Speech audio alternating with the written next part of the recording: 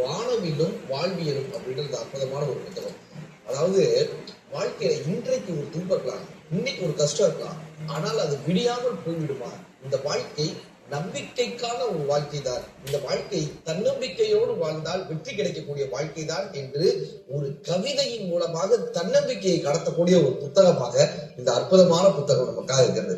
எப்படி ஒரு மழைக்கு பின்னால் வண்ணமயமாக ஒரு வானவில் வருது இல்ல, ஒரு வானவில் வண்ணமயமாக வருது இல்ல, அப்படி வாழ்க்கையில ஒரு போராட்டத்துக்கு பின்னால் இந்த வாழ்க்கையும் வண்ணமயமாக மாறும் என்று ஒரு நம்பிக்கையை கொள்ளக்கூடிய புத்தகமாக இந்த புத்தகம் அமைந்திருக்கு. அவங்க சொல்லும் போதே சொல்றாங்க, வானவில்லும் வாழ்வியலும் 3 வரிகளில் சமூகத்தின் முகம், அன்றாட மனிதர்களின் மௌனங்கள், நாம் கவனிக்காத சிறு நிகழ்வுகள் இங்கே அர்த்தம் பெறுகின்றன. சாதாரண வாழ்க்கையில் சாதாரண தருணங்கள் கவனித்தால் கவிதையாகும் என்பதற்கு சாட்சி இந்த தொகுப்பு அப்படின்னு சின்ன சின்ன கவிதைகளின் மூலமாக பெரிய விஷயங்களை கடத்தக்கூடிய புத்தகமாக இந்த வானவில்லும் வாழ்வியலும் புத்தகம் இருக்கு சார்.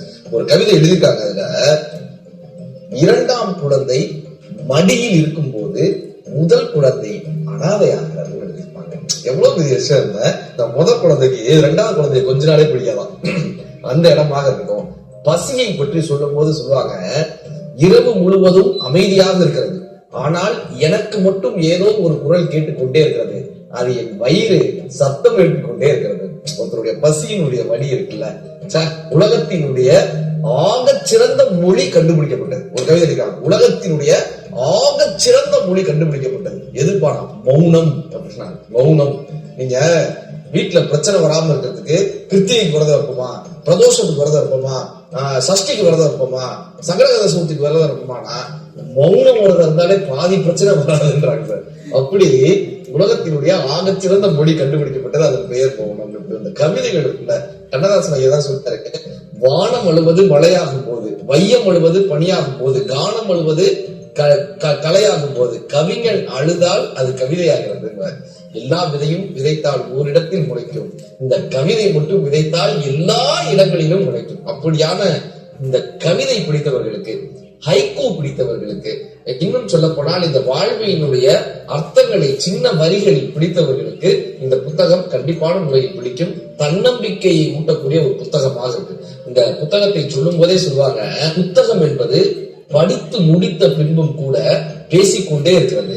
புத்தகம் படித்து முடித்தாகிவிட்டது, சிந்தனை தொடர்கிறது. தனக்கு எல்லாம் தெரியும் என்று சொல்பவனை பார்த்து சிரிக்கிறது புத்தக அலமாரின்னு புத்தகத்தை பற்றியே ரொம்ப அழகா சொல்லியிருப்பாங்க. லென்னே ஜெயந்தா தான் சொல்லுவாரு, புத்தகங்களை நாம் மேலிருந்து கீழ் வாசிக்கிறோம், இந்த புத்தகங்கள் நம் வாழ்க்கையை கீழிருந்து மேலே அழைத்து செல்கிறதுன்னு சொல்லியிருப்பாங்க.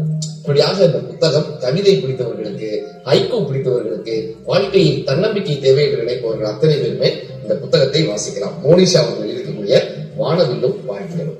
நன்றி.